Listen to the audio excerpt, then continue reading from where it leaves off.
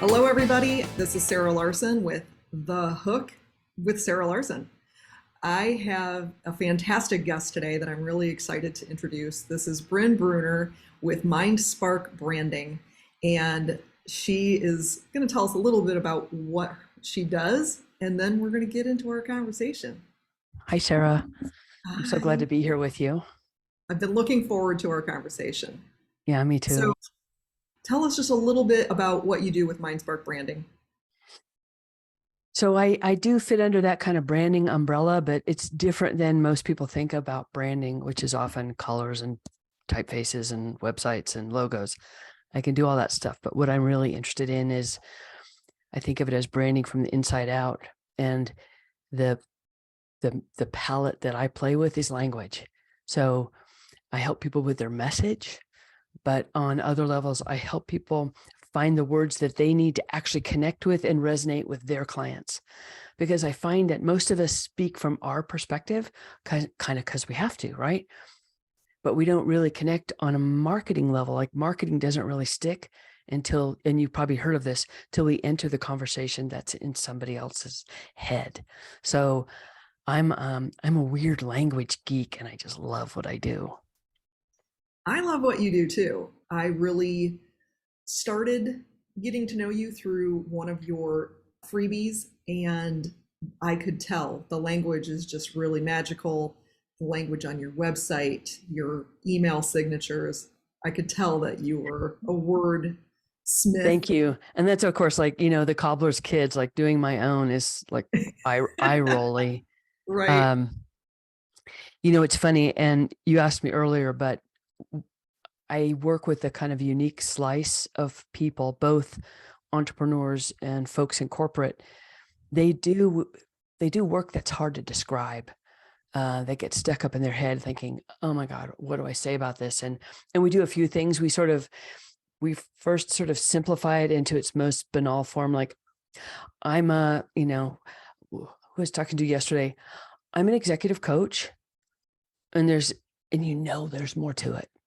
Right. And then as I talk to her, it's like, oh, you're not really an executive coach. As I know, it's just like a convenient handle. So people have a hope of understanding.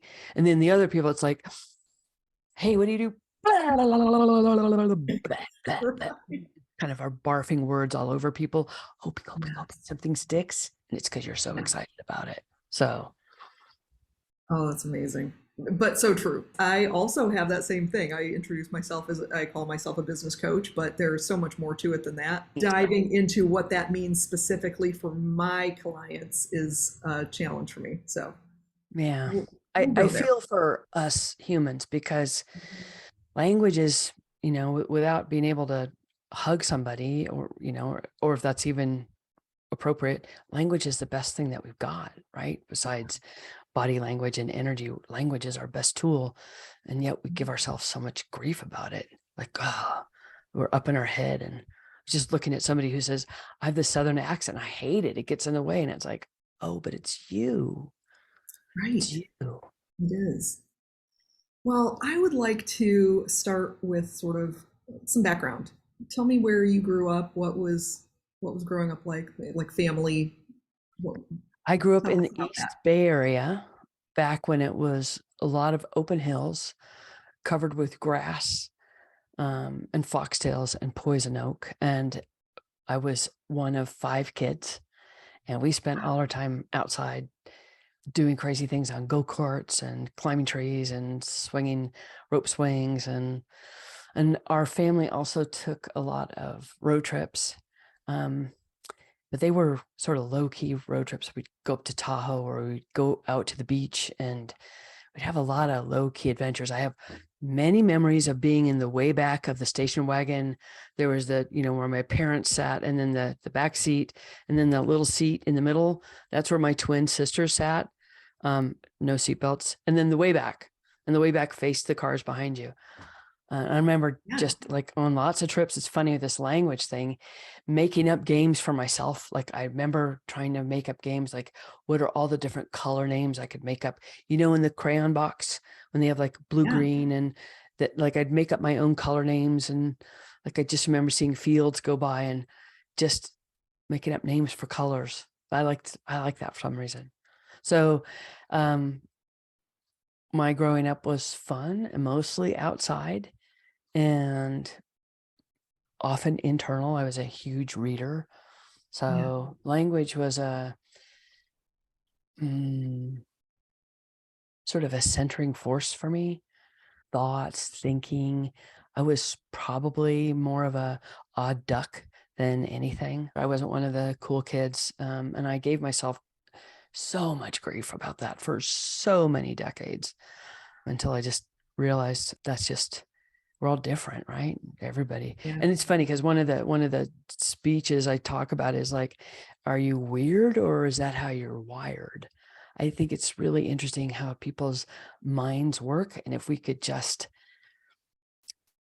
kind of align the way that we think and what we're interested in and the thing that we actually do, like, wouldn't that be a great assessment for kids going into college? Like, not just what are you going to do when you grow up, but like, what kinds of things are you uniquely gifted with noticing, right? Like, Yes. you're a pattern number analysis person. Oh, you're a connecting disparate. I just love thinking about that stuff. Well, I loved the connection that you just the language twist that you did here with weird. Are you weird or are you just wired that way? Yeah. That was tricky. I was I like that. definitely weird, and I still am. I was a weird kid. I didn't fit into the social norms. That, we've talked about that. Maybe that was the gay thing Mhm. coming out. And I think I loved how I was. I just was really aware that other people, like, it didn't fit. Like, Yeah. left to my own devices, I was a happy girl. I was a happy girl. Yeah. It was in contrast to what other people, how I was supposed to be, that things got a little bit scritchy. Okay. Well, I think that's a challenge for many. For all of us. Yeah. Yeah, we have this thing of how we're supposed to be, right? When we aren't fitting into that mold, it causes some friction. And don't you sort of think like, I'm of a certain age, that we spend so much time wishing we weren't the way that we were, Uh-huh. being that way instead of like going, oof, I'm that way. Right. Not necessarily, here's what I do for a living, or here's how much money I'm making, or here's the relationship, but like, ooh, like squeeze all the marrow out. I'm that way. Yes. You know, it's really interesting, and this is sort of a tangent, but I know you're into human design, as am I. Mm, And one of the things that I I know was just trying, barely enough to be dangerous on that, but it's right, so right. interesting. One of the things that I was trying to describe to somebody recently, and it was something that I felt like was a bad thing about me until I discovered human design, is Yeah. that I don't always finish things and I'm a manifesting generator, which means I skip around and I like a lot of different things and I like to investigate a lot of different things, Yeah. but The that one thing I know doesn't about you mean, guys, you yeah, manny gens, as somebody says, you skip steps. yes, we skip steps and we jump around. And so somebody was just telling me yesterday, you need to, what if you just focus on one thing? And I Yeah. went, yeah, that's really not how I'm built. And I am Yeah. so glad that I finally figured that out. So that's what I get excited about human design too. It's like, Yeah, oh, this is how I'm built. Like, I'm right, designed perfectly for things that I'm good at. I right. don't you just think that would give the world so much more grace if we Yes, knew, oh, you are built perfectly for why you're here. yes. That's the key. Because we are all built perfectly for why we're here. Yeah. We Yeah. just don't know it. Most people aren't aware of it. And so Right. we're Right. Right. all Right. trying to fit into what somebody else has said is the way we're supposed to be. Hmm. It's funny. So you talk a lot about disruption, and lately I've been thinking of, sorry, you didn't ask this, but No, hey, go for it. lately I've been thinking a lot about autism, and there's a woman named, sorry, I'm going to blank out on her name. She did Okay. a great podcast with Glennon Doyle. She's an Australian comic. Um, and she was on the autism spectrum. And I suddenly saw it not like this, but like a field, like space as a field with kind of bumps and valleys, almost topography. And the way that her mind is worked is there. And all these other things come into play. And it's like the neurodivergence conversation is super interesting to me. Yeah. Just because if we're thinking of it as disruption, like that's just how she was wired. It was disruptive if it collided with somebody else's expectation. Right. So I begin to think, wow, the expectations we hold of ourselves or of other people, that's where we get into trouble. We think It it's normal to is. have expectations, but it's like, yeah. But we need to meet people where they are and Uh, not where we expect them to be. Does that make sense? yeah, snap, snap here. Join me where I think you ought to be. Right. So, Right.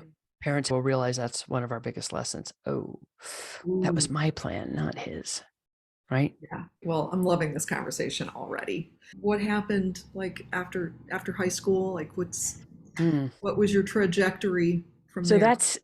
I was not I didn't belong in where I grew up. I think I didn't belong in a lot of different ways. And like I said, like I thought that was something wrong with me. So after high school, I went to Denmark and lived there for a year.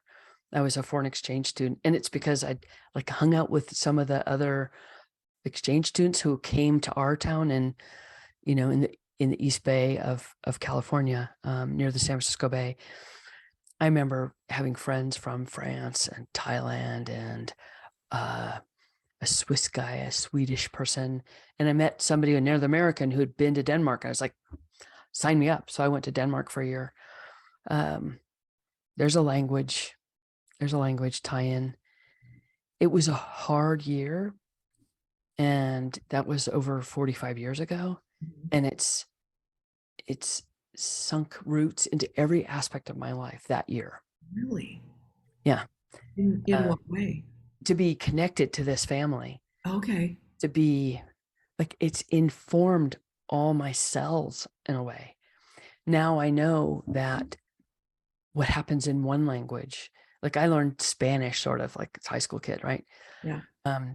To know that language, how we say things and what the words are actually is kind of in a spatial reference to life. The words that we have access to inform how we think. They've done all these studies on, I just read one that said some language, and he called them futured or unfutured language. And I don't really know what that means, but I can only guess an unfutured language, of which Danish is one and English is not. And it was like, there was no future tense. And Oh, so I'm not saying this very well, but it okay. affected how people see time and space. Like some languages see future there, like we do, and some see it there because they can't see it. You know how people read left to right or right to left? Like Mhm. all of those things affect how we see the world. There are words in Danish that we don't have in English. And a lot of people are kind of dialed into this word hygge, Hygge. And it's like, it's a feeling that they have. So that was my first immersion in otherness.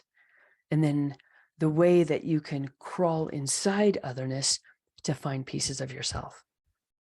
I didn't know that about different languages, not No, some me having neither. a future tense and how that would affect. I mean, it Yeah, makes sense that it would affect your that's an vision. undeveloped thought in my mind, Okay. but one that I have often thought of. And people that are listening to this, if you have another language or you are of another language, I'd love to hear what you think. But Danish is a smaller language than English. So, for example, and there's probably going to be Danes listening to this are going to tell me that I'm full of it. I remember like the word for fast, like in English, we have all these different varieties: fast, speedy, rapid, quickly. Danish, and I learned 18-year-old Danish, right? Yeah. Is one word, hurtig.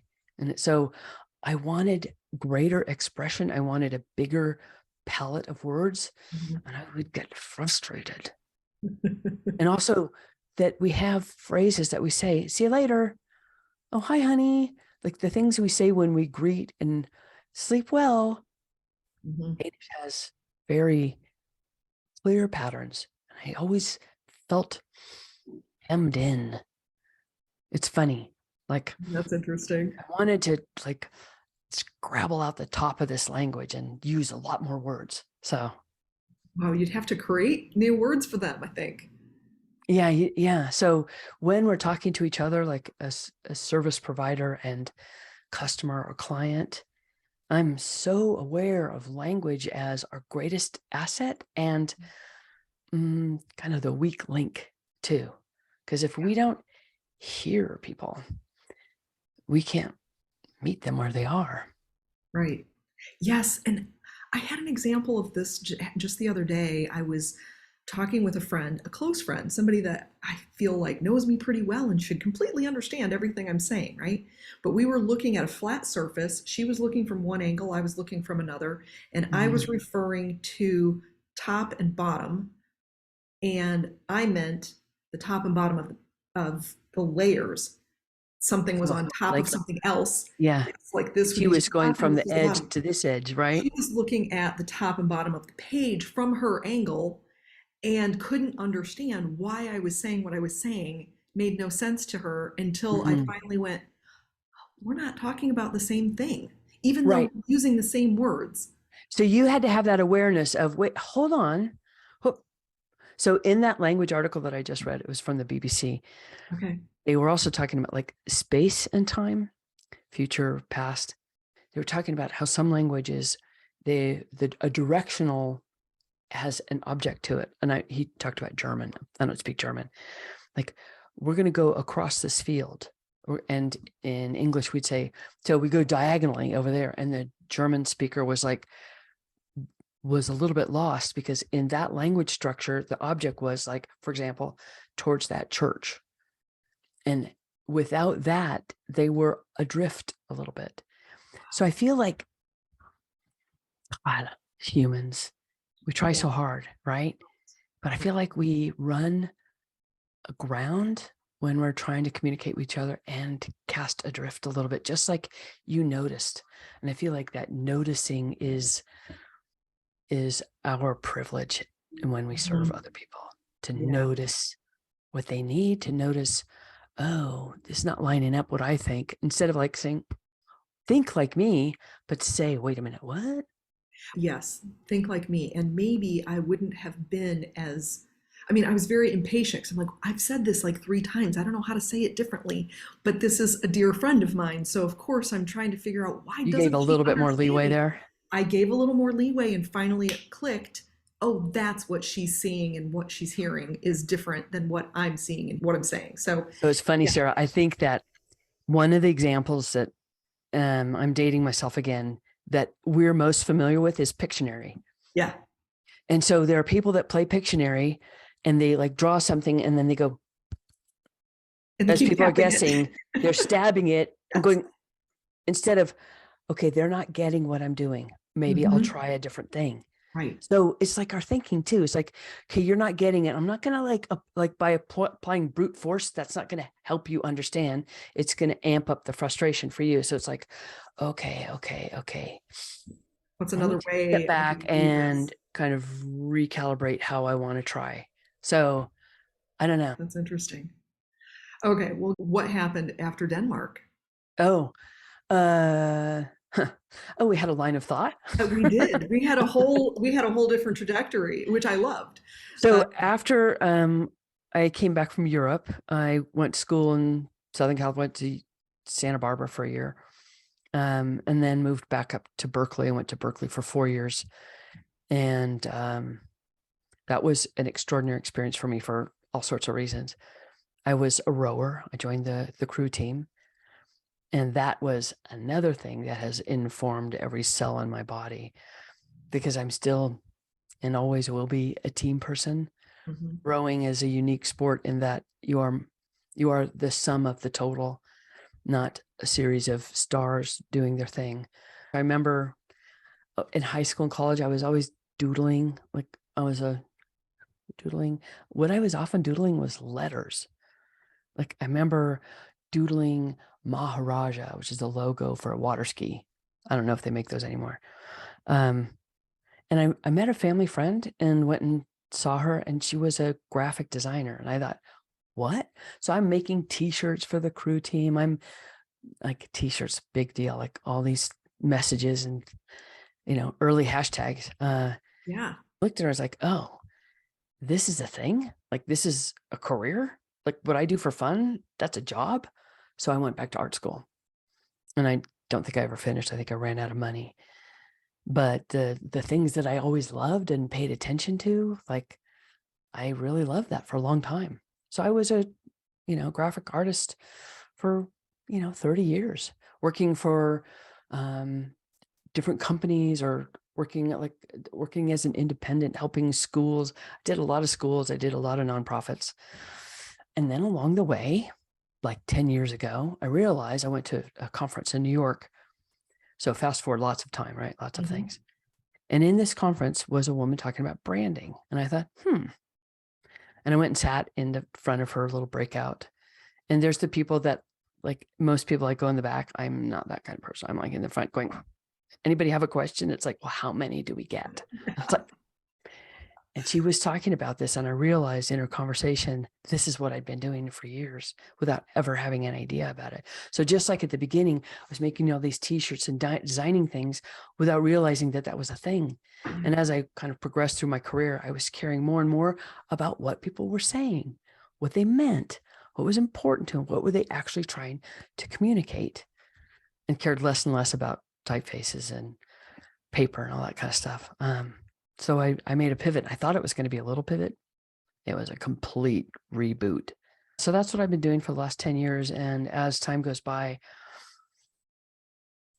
all the things that we've been talking about, they get distilled into all the same thing. And I feel like what it is a quality of caring for the people that we're connecting with. And if that's in business, or, like I do that TED Talk thing on the side. Yeah. If it's it's the quality of caring and attuning to the people that we're trying to create a bridge with. That's what I care about. I love that. Yeah. Oh, so you mentioned the TED Talk thing, and that was one of the things that brought me to meet you. You want to talk about that at all? Yeah. I love talking about TED. Well, here I am. My favorite thing is working with people, and if I've said this, that do weird, cool, and exciting stuff. And that's TED. And I don't know how old you were when you discovered TED, but it was like, what? For me, it was like, what? People talking about ideas? That was like a magic carpet for me. Let's go. So when I moved to Reno, I became involved with the local TED group here. And first I was on the speaker team, just kind of checking it out. I'm kind of bossy. So like when it was time for feedback, and this is what I do. Like, what are you saying? What are you not saying? What are you saying that's extra? And maybe this piece needs to move in front of that piece, so I have a chance of coming along with you. So I've done that for over 5 years. And it's extraordinary work. TED is all volunteer based. And I've served a number of different roles. I was the backstage crew chief for a couple different events where you have to wear one of those big things on your head and tell Yeah. people where to go. And I like that. But what I really like is working on the speaker selection team, where we're helping people hone their communication. And so what I'm doing now is, and all those years, people would say, I want to do a TED Talk, right? It's a big deal. It used to be that having a New York Times bestseller was your lock on for credibility, but now it's a TED Talk. But here's the deal. Not every talk, not every speech is a TED Talk, not by a long shot.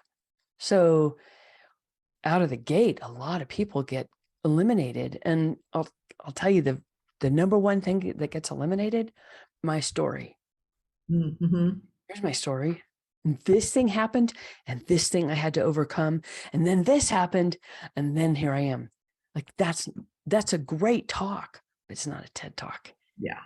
Because a TED Talk has to be inspired by, or supported by, or germinating from a big idea, an idea worth spreading. So what I'm doing now is I've got a group course that'll be kicking off in the end of January, to help people formulate that big idea, to make sure that it's strong enough. If they want to go to TED, they can. But really, it's to clarify and make more precise and concise your communications on any level, with your business or your organization, or if you want to do a speech, all of that stuff. You have to be able to strip out. It's funny, Sarah, I was thinking this morning, maybe I should make a course for people who tend to go on and on too much, probably like I'm doing right now, or would they have a question like, do you want to meet next week? And all the things they've got to do that go all around, and then finally like, well, I mean, do you want to meet? Well, yeah, but they have to say all the things first. Like there are people that are saying a whole lot. So Right. my mind is creating a thing called pause to help them hold on, discern, strip down, wait, make sure other people can join you. It's just a funny dance we do with communication. And It I'm is. just besotted with it. I love that. I mean, Yeah. I can't think of anything more exciting than somebody who is passionate about their work. So, Right. And passionate love about what hearing they're that. thinking of and passionate about what they're going to bring to the world. Like, I know this. The real TED ideas, it's funny. They will not let you go. So people said, have you done a TED Talk, Brynn? It's like, nope. Why? Because I don't have an idea that's stuck like a burr in your sock that will not let you Yeah. go. But I work with a lot of people do, and they are magnificent. They're also imperfect. And there are also many of them not public speakers. So Mhm. I'm really keen on helping people advance their own thinking, no matter where they go with it. And what happens when you're really clear on what you're thinking and what you're bringing to the world? You can breathe, you can slow down, you can say less and mean more, which lets you be more present for somebody else. Yes, absolutely. Mm. Well, I would like to revisit some of this disruption, this concept of disruption that we've talked about and touched on a little bit. And obviously, your trip to Denmark was something of a disruption, at least mentally. Yeah, Uh, yeah. and what else would you say has been a disruption in your life?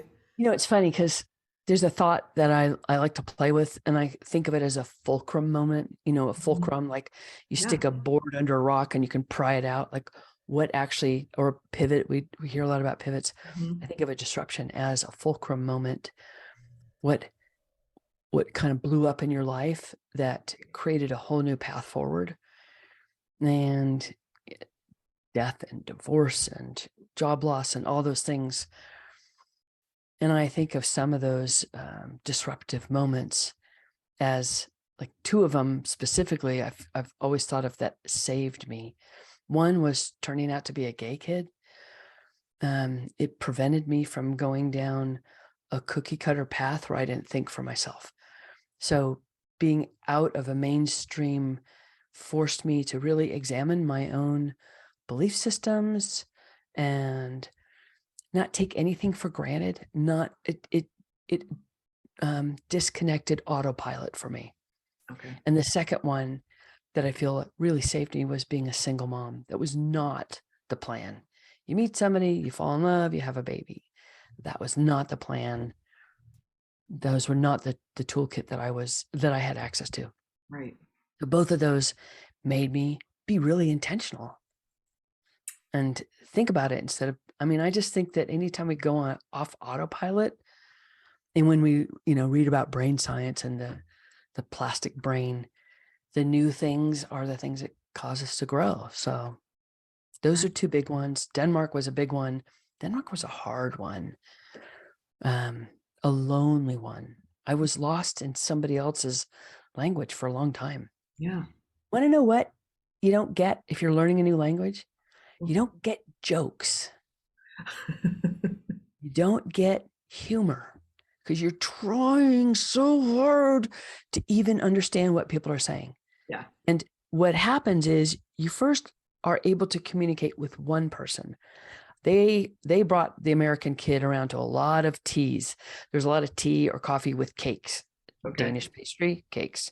The American kid plumped up pretty fast because I didn't know what they were saying. So I was I came from a family of 5 kids. Eating. You eat the cake or else somebody else does. Right. And then when you could understand one person, it's such a relief. But then, so when you're in a room of competing voices, like a dinner party, that's hard. Yeah. But I really remember, and I was about 6 months in when I cracked a joke, and the people around me were like, "Oh my God, she's funny." So that's an identity thing. Like, who are you? And if you don't have the facility to have that repartee, they can't see that of you. That makes so Isn't much that, sense. isn't that That's weird? I something haven't I've thought never about that thought for a about. long time. I am shamefully a one language woman. I have dabbled in others, but none of Well, them. no shame, but it was a mirror for sure. Yeah.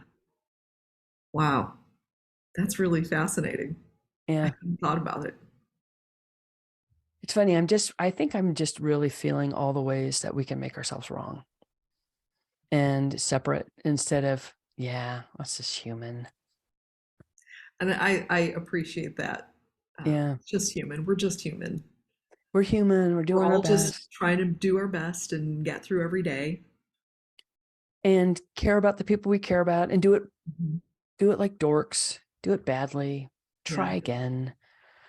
I had a conversation this morning with somebody about that whole idea of repair bids. Have you heard of John Gottman and his Love Lab? Yeah. Have you heard of that? The Love Lab, and so he talks about like when things go awry, successful marriages make a repair bid, or any relationship. Like you turn towards somebody instead of turn away. Hmm. So I just think that we're wired for that. We're wired to reconnect and to blow it and reconnect and blow it and reconnect. And I think when you were talking about with your friend, the top and the bottom, Yeah. those moments where we're recalibrating and going, it's not working. Yeah. Okay, now, okay, what about this? Like the kindness of trying again and trying differently. Yeah. It's really important. And I do think that, well, I know that my frustration in communicating and being somebody whose mind works really fast Mm-hmm. and getting frustrated when somebody doesn't understand me, or doesn't catch on as quickly as me. It's very frustrating for me to be in a classroom with many people that their minds aren't working as fast. And I'm going, why are you asking the same? She's already answered that question. Like, move Yeah. on. I'm ready to learn the next thing. Yeah. Yeah. Yeah. Yeah. One So, of my sisters listens to things at 1.25 because like speed it up here. right. Yeah, I do too. What's disrupting for me, especially over this pandemic, is, and if I've done any guest lecturing, is what Zoom has taught our students to do, which is take the camera off, or Just stare. lack of affect scares me in a way where I am reading like the situation and I'm reading somebody and I need your face to read. Right. I need to see what's happening. And it may be because like I'm just feeling my eyebrows going up and down. It's like, that's how I find language. So if I can't see your face, I was binging on old episodes of Designated Survivor and really noticing that almost none of the actors did their face. They were worried. They were excited. Oh, and it's like, where's your face? Right. I can't tell what you're thinking. And they say that that's a sign of a really good actor, is somebody who you can see what's going on in their face. I think it's because we need it. Like Yes. the way that our minds are wired, like that's why we can talk to people who don't speak our language. It's like, Yeah. no, if we care about them, and I think we've talked about this. For me, business is an opportunity to care about somebody. Yeah. I feel like the language of business is actually love, and it's a quality of tuning to somebody and caring about what they care about. Like when you say, oh, we're really on the same wavelength, I think that's true, but I feel like it's the effort to get on the same wavelength. So you're frustrated when people don't get it fast enough. I'm Mhm. frustrated when I can't see what they think. Yeah. I think we all get frustrated by certain different things, and those are mini disruptions. But I Yes. feel like those mini disruptions become mini opportunities to recalibrate and re-care. I love that. Yeah. Calibration is definitely something that everybody needs some practice in, I think. Well, I have an 87-year-old mom whose technology is hard, and kind of like that Pictionary thing. Yeah. We tried the same thing harder, and then we're like, "Why are you doing what I want you to do?" Right. And I learned a long time ago that in order to learn a new program or an application, I had to figure out what it wanted me to think of. Like I had to figure out what in your sequence of decisions or actions, what do you need me to think about? You say I've picked up tech pretty easily. I bet you've learned that. What do you need me to be thinking? Instead of you're going to think like me, you're going to do it my way and get really frustrated. It's like, oh, I see. It wants me to do this first. So I do you don't think know if that's, that's necessarily true that I have learned that, or if I have, it's not been conscious. yeah, I bet you're You good at it and you don't know it. know? There are a few things that I'm learning that and it's part of, and this is going back to human design, anybody with a line two has that innate, like they know how to do something, but can't explain to somebody else how they know that. Really? That's Yes. what a line two is? Well, it's the hermit Oh, the thing, profile. I think I'm but a it two means four. that you have a way of doing things or you know how to do something that other people think is hard, but you can't explain how you know how to do it or tell Don't someone you how to think that do it. might be a little bit of all of us? Absolutely. I think almost everyone I know has a line two in Yeah, their I know body. somebody who makes this certain kind of soup and it's like, this is so good. And she's like, oh, come on, it's stupid easy. And So it's like, yeah. Not for me. And just respecting what it comes easy to somebody else or what comes easy to you isn't always easy to somebody else. And just recognizing that. Yeah, I've always thought of myself as a pretty impatient person. Hmm. You could ask my son and he'd probably agree. But I realize that maybe I'm not so impatient after all. And I think maybe the thing that makes the click is that caring thing. It's like, okay, hold on. What are they thinking? Right. Okay. Where'd we get stuck here? Hmm. And so part of my human design is that, wait for the wave of emotion. Hmm. Is I'm not a very good problem solver when I'm in the emotional wave. It's so Same, interesting. same. Could geek I out on human also have the design for emotional. hours. I know. It fascinates me so much. And Uh-huh. I'm learning little by little, trying not to skip ahead of everybody else the way I'm meant to. But I do kind of do that a little bit. But I'm Okay, learning. so I have a question for you. Oh, okay. Fantastic. I have favorite questions in my mind constantly.